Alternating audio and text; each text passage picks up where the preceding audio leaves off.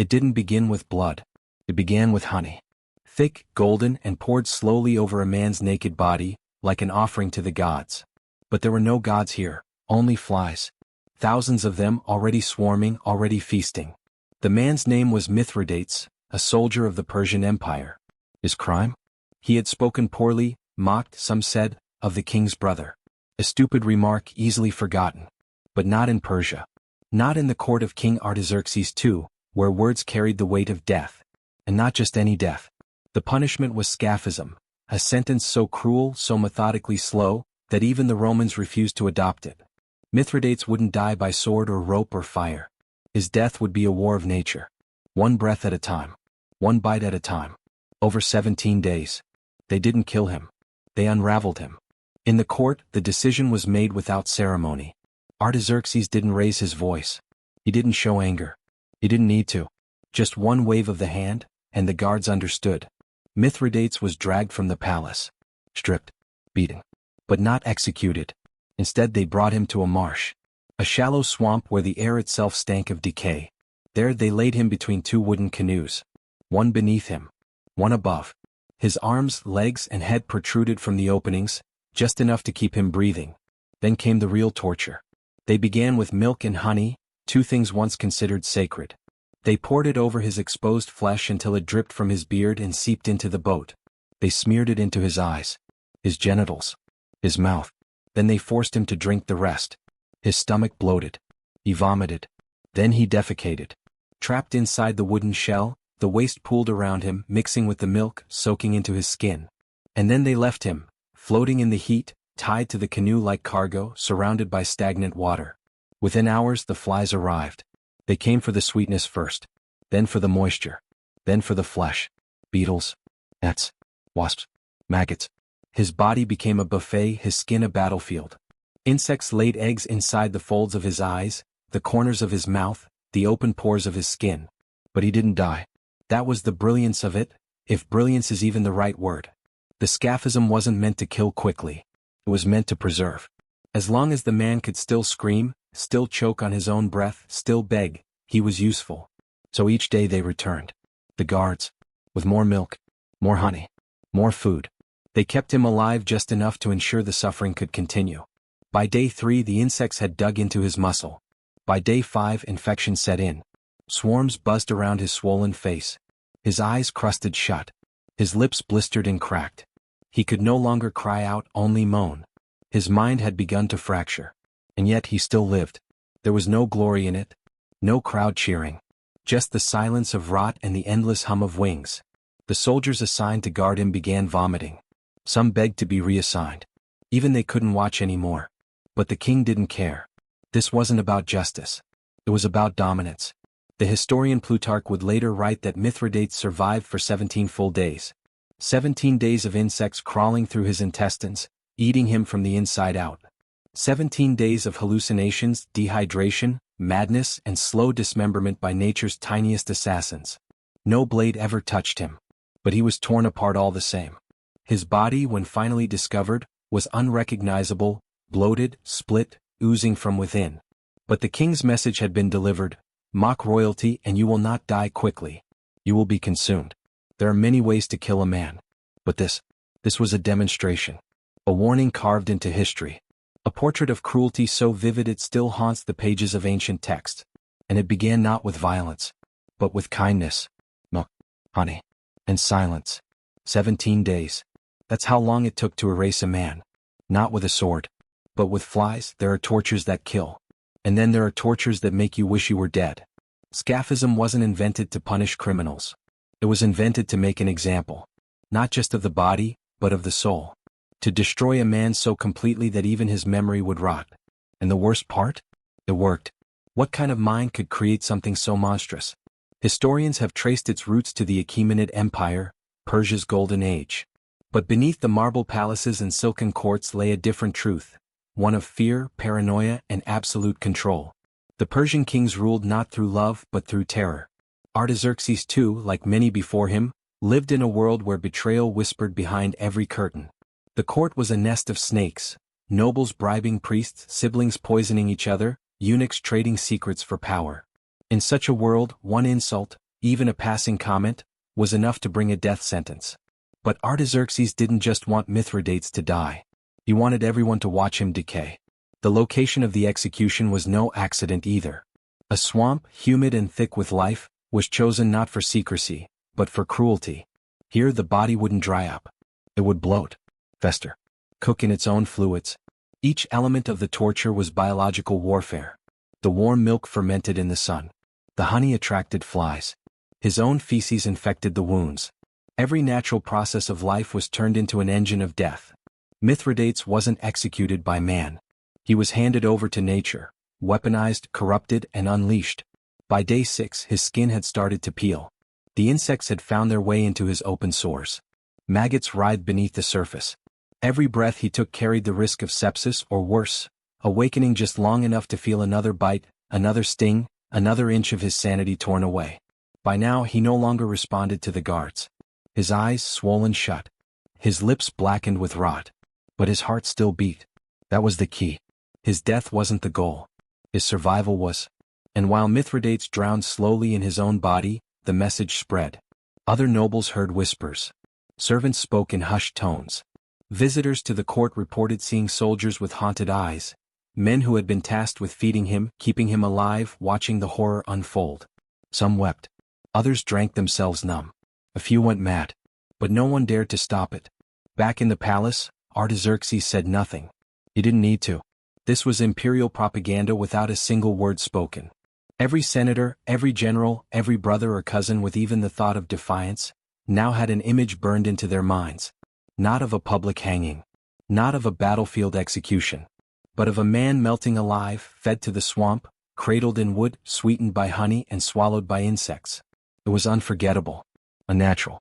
Perfect. There are no paintings of Mithridates. No statues. No songs. But his death? His death survived. The Greeks wrote about it. The Romans gossiped.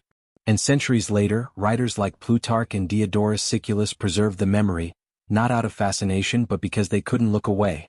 Because in the long history of torture and execution, Scaphism remains something otherworldly. Not just a punishment, but a masterpiece of psychological terror. And as days turned into weeks and his body became more pulp than man, even the flies began to leave. There was nothing left. No skin. No movement. Just bones, bloated tissue, and a stench that lingered for months. But the guards still returned just in case. Until one day finally he didn't move. 17 days. That's how long it took. Not to die. But to become a message. And as days turned into weeks and his body became more pulp than man, even the flies began to leave. There was nothing left. No skin. No movement. Just bones, bloated tissue, and a stench that lingered for months. But the guards still returned just in case. Until one day finally he didn't move. 17 days. That's how long it took. Not to die. But to become a message. What makes an execution like Scaphism truly unforgettable? It's not just the pain. Not just the gore. It's the public theater. The performance. The message. Because ancient executions weren't designed to serve justice. They were crafted to send a warning. In a world without television, without newspapers, without social media, a ruler needed a different kind of headline. And the human body, screaming, decaying, exposed, became the canvas. Public executions became a form of mass communication. A state-sponsored horror film played out live. And everyone was forced to watch. In the case of Mithridates, the setting was calculated. A calm marsh. A floating wooden coffin. A man rotting alive in silence while birds plucked out his eyes. It wasn't fast. It wasn't chaotic. It was slow-motion terror. A ruler's message whispered in suffering flesh. What message? This is what happens to traitors. This is the fate of disloyalty. Your body belongs to the state. You didn't need to understand politics to get it. You just had to hear the buzzing of flies, see the melted face of a man whose crime was ambition, and feel your own skin crawl. That was enough. Even today, historians and psychologists are haunted by what Scaphism reveals. Because it wasn't just torture, it was ritualized dominance. A public reminder that power is not abstract. Power is physical, bloody, and if needed it will feed on you. And that psychology, of fear, control, and spectacle, didn't die with ancient Persia.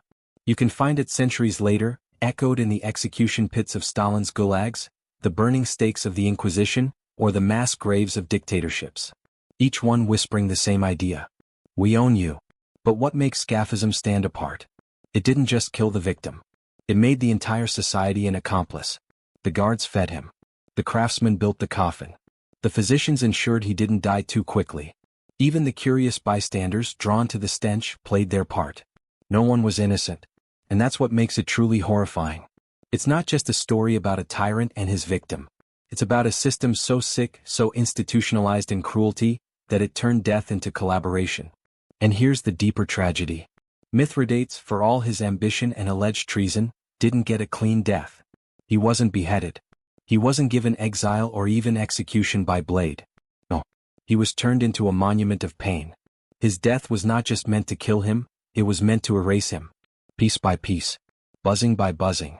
Until nothing was left but the horror. This wasn't a punishment. It was a lesson.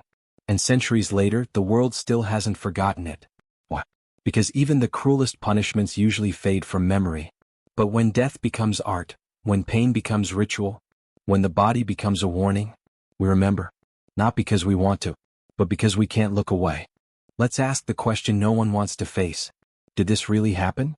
Was Mithridates truly eaten alive in a wooden coffin, over 17 days, covered in honey and filth, while insects turned him into soup? Or was it all just a legend of terror, exaggerated by ancient historians with a flair for horror? Because truth in the ancient world was rarely objective. It was a tool, malleable, weaponized, written by the victors. Our main source for the story of Scaphism is Plutarch, a Greek historian writing about Persian events. He wasn't a direct witness. He wasn't even alive during Mithridates' time. He was a storyteller, one who saw history as moral drama. So while his account is incredibly detailed, the milk, the honey, the flesh bubbling in the sun, it's worth asking. Was it real?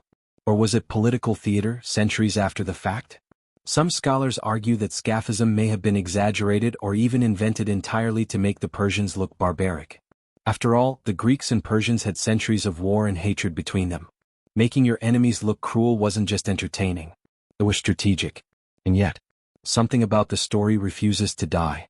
Because even if it was embellished, even if it didn't happen exactly as written, something like it probably did. The ancients didn't need to invent cruelty. They lived in it. They saw men impaled on stakes, buried alive, sewn into animal skins and thrown to wild dogs. They watched bodies dismembered for crowds, women burned alive in pits, children used as symbols of royal punishment. So when Plutarch tells us that Mithridates was eaten by insects, day by day, the question isn't, was this too cruel to be true? It's, was it cruel enough to be real? And perhaps that's the scariest part. Whether or not Mithridates truly suffered for 17 days, the idea of Scaphism was powerful enough to enter the bloodstream of history. It became a myth with teeth. A story so grotesque, so unforgettable that it transcended fact. It morphed into a warning that echoed through empires. Because even if no one ever suffered that exact fate again, every tyrant after knew, deep down, what the idea of Scaphism could do. It could haunt the mind. It could suppress rebellion. It could outlive even the king who ordered it. That's the dark irony. If Mithridates had been executed cleanly, his name would be forgotten. Another ambitious man silenced by power. But because his death was ritualized horror, it gave him immortality. Not as a hero. Not as a villain. But as a symbol of suffering. A ghost, forever tied to the most inhuman form of human punishment we've ever imagined. So maybe the truth doesn't matter anymore. Maybe it's not about what really happened in that swamp, but about what people believed could happen. Because fear doesn't need facts. It just needs a body. And a story. And that's what Scaphism gave the world. A story that made flesh itself terrifying. 17 days. That number alone makes you pause. You could take a vacation in that time. Learn a new skill. Fall in love. Watch a flower bloom. Mithridates, he died. One cell at a time. One scream at a time. 17 days, not of death but of dying.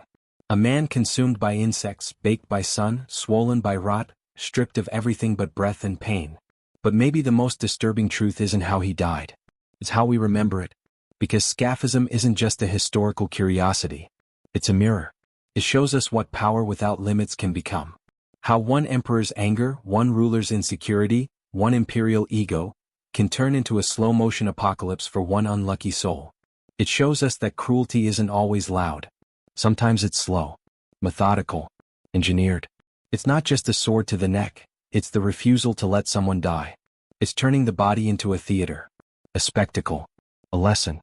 So ask yourself, why do we keep telling these stories? Why does Scaphism haunt the internet, the documentaries, the Reddit threads, the late-night rabbit holes? Why do you remember this tale more vividly than 10 good deeds done today? It's because pain lingers. It lodges itself in the imagination. It becomes caution. It becomes control. It becomes culture. Scaphism, like the crucifixion or the Iron Maiden, endures because it taps into something we don't want to admit. We are both fascinated and repulsed by suffering. We slow down at car crashes. We peer at the edge of the abyss. We tell our children horror stories, not to scare them but to protect them. Pain becomes prophecy. Cruelty becomes ritual. And in that sense, Mithridates is still alive. He lives in the cautionary tales. In the ancient texts. In this very video. He screams, not because he's still dying, but because we're still listening. We hear that scream in every abuse of power. Every time someone is crushed for spectacle. Every time cruelty becomes policy and suffering becomes normalized. So maybe the final horror of Scaphism is us. Our appetite for pain. Our need to witness it. Our obsession with the boundaries of the human body. Because even as the wooden box sank into the swamp, even as Mithridates dissolved into insect food, the world was watching. And 2,000 years later, we still are.